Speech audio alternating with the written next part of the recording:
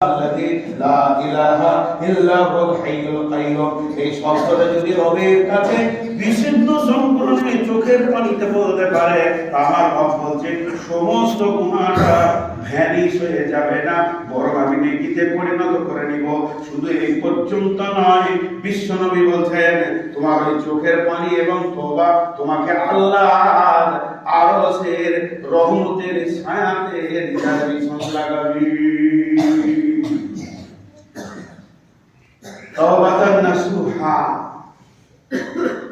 আসা রাব্বুকুম আইয়ুকাফিরা আনকুম সাইয়্যাতিকুম ওয়া ইউদখিলাকুম জান্নাতিন তাজরি মিন তাহতিহা আল-আনহার।